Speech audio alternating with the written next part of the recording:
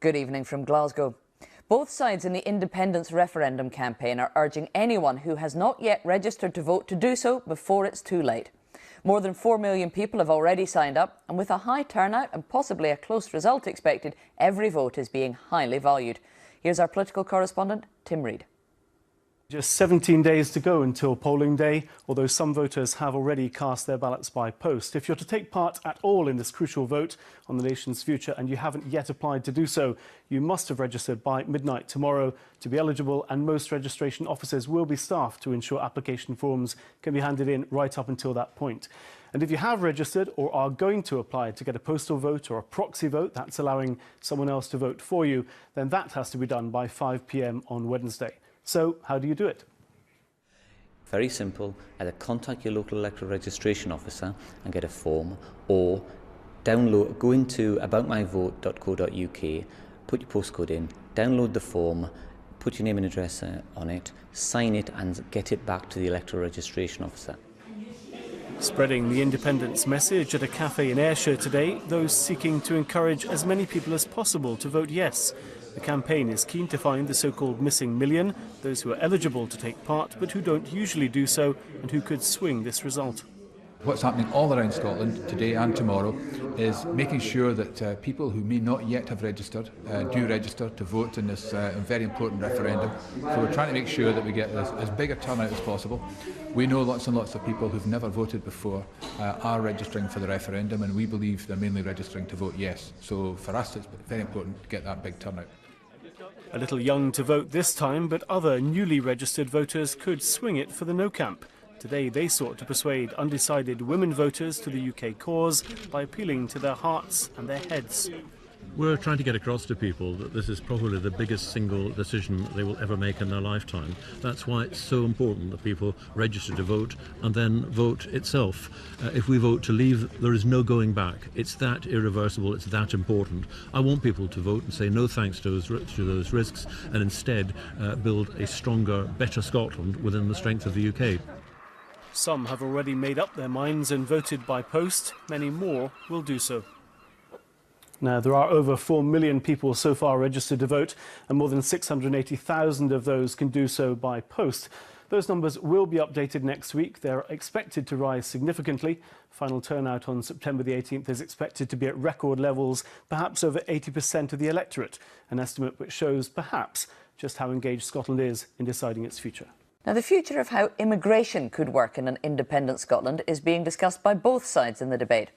The Scottish Government has proposed a more liberal immigration policy, but Better Together has questioned how a different Scottish system could work whilst sharing a border with the rest of the UK. Andrew Kerr from the Sunday Politics in Scotland now reports. From the hills of Italy to Hillhead, a brave move for Pasquale from Monte Cassino, stepping out into the world to open a cafe in Glasgow that's still run by his grandson. He started in the shipyards, and he was working in the shipyards as a ship carpenter, and from there he pulled his money together and opened a shop. The Italians were part of Scotland's story, then other waves of immigrants from Pakistan to Poland. Originally the family here were strangers to this land, but they worked hard, they became fully integrated, they became part of the fabric of the city. That's the hope for many people who come to these shores, but sadly not the reality. The latest figures worry the UK government. Net migration into the UK totaled 243,000 in the year to March, up from 175,000 in the previous 12 months.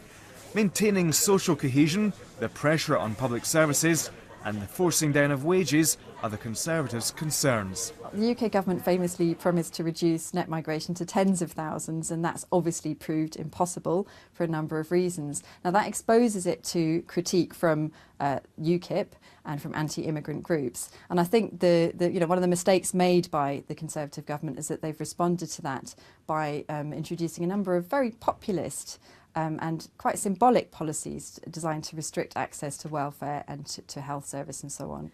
But a very different, more liberal plan for immigration if there's independence.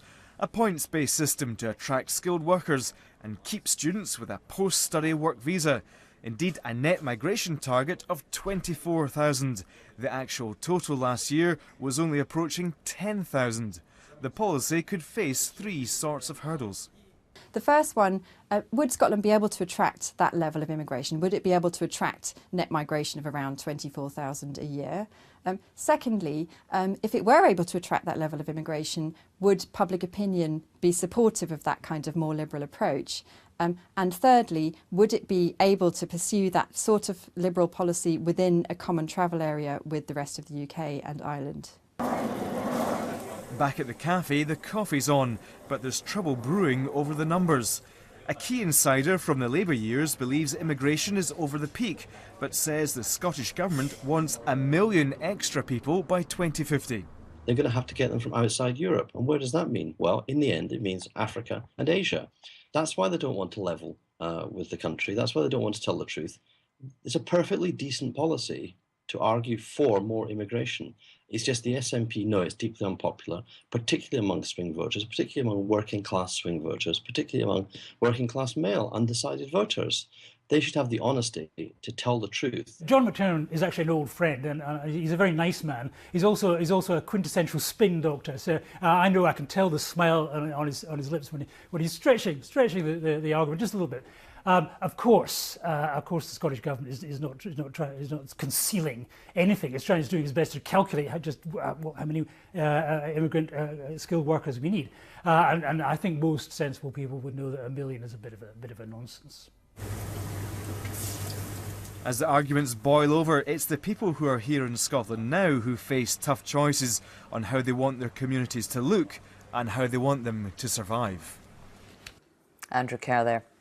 The UK government's under-occupancy penalty, which critics call the bedroom tax, has proved controversial. In Scotland, people are no longer penalised, and that's a stark reminder of the anomalies of Scottish devolution and how they're felt in England. Now a man from Teesside says scrapping the policy north of the border is unfair and an abuse of his human rights, as Mark Denton reports. Peter's bones are slowly crumbling. For the last few months, just getting around his home in Billingham's been a struggle. The level of pain is like walking around permanently with a washing machine strapped to your back. It's just like pressure. But because he has a third bedroom, Peter has to pay £650 a year for the under-occupancy penalty, called the bedroom tax by the government's critics. But if he lived in Scotland, he soon wouldn't have to. Because even if Scotland votes no in this month's independence referendum, the government's given the Scottish Parliament the power to set a cap on discretionary housing benefit, effectively ending the so-called bedroom tax north of the border. I'm disgusted about it. Because it should go right across the board. I'm surely it's got some kind of human rights violation. It's like one paying it and another one not, even where you live, all attached to the same country. It won't be a United Kingdom at all, because if it's a United Kingdom, it will be the one price across the board. But coalition supporters say keeping the under-occupancy penalty in England, but not in Scotland, is fair. Well, it depends on whether or not you believe in devolution. I do. I believe in localism. So at the end of the day, the Scottish Parliament will have to make choices, because it's not as if it's an extra £50 million that will be used. They will have to find savings elsewhere. So they have to make a choice that they think is right for Scotland. The Department for Work and Pensions say ending the spare room subsidy was necessary in order to get the soaring housing benefit bill under control. Mark Denton, BBC Look North, Billingham. And on Wednesday, viewers in the North East and Cumbria can see a special programme, Scotland and Us, on BBC One at 10:25 in the evening. It looks at what would happen depending on the outcome of the Scottish referendum vote. Two well-known political characters touring Scotland are proving to be both divisive and controversial. Socialists Tommy Sheridan and George Galloway are on separate sides of the independence argument, but both say they're reaching out to high audiences across the country. Our referendum correspondent Laura Bicker has been with both of them. Tomorrow we'll hear from George Galloway. Tonight she reports from Tommy Sheridan's Hope Over Fear tour. A Friday night in Wishaw, and hundreds are making their way into the community hall, awaiting the arrival of this man. You're looking great as always, son. As always. Tommy Sheridan. He's greeted like a hero, a celebrity, despite his recent spell in prison. Something that on stage he's happy to joke about. We're not exactly in shackles and chains, we're not in prison, we're not even in handcuffs. And I know a thing or two about being in handcuffs. Part politician, part passionate independent salesman, this is his 71st public meeting. He hopes to do 100 before the 18th of September. Since 1951 we haven't voted for a Tory government, but since 1951 our country has had to endure 35 years of Tory government.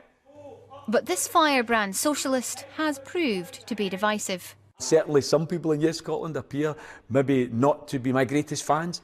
That's fine. We can still agree with the need for a yes vote, but disagree in politics. That's fine. Many in the hall were already passionate Yes supporters, so why come?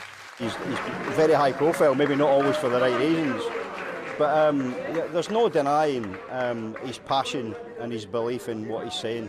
It came from there, but more than that, it came right from here. It's a different class for the men in suits. You know, the men in suits, the people that, and when you're trapping doors, they're not interested in the men in suits, to be honest with you. They want to see this. There were no voices that night to silence Tommy Sheridan. Instead, there was a chorus of approval.